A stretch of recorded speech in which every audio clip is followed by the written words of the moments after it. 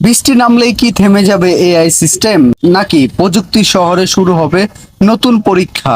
একদিকে smart traffic, automatic signal আর AI monitoring, অন্যদিকে যানজট, নেটওয়ার্ক সমস্যা আর বিশৃঙ্খলার রাস্তাঘাট।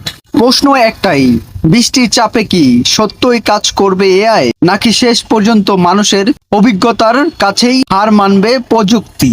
ঢাকার রাস্তায় এখন দেখা যাচ্ছে দুইটি চিত্র। কোথাও এআই সিস্টেম ঠিকভাবে ট্রাফিক নিয়ন্ত্রণ করছে, আবার কোথাও বৃষ্টির পানিতে বন্ধ ক্যামেরা, দুর্বল সার্ভার আর অচল সিগন্যাল। প্রযুক্তি যতই আধুনিক হোক, প্রকৃতির সঙ্গে লড়াই এখনো সহজ নয়।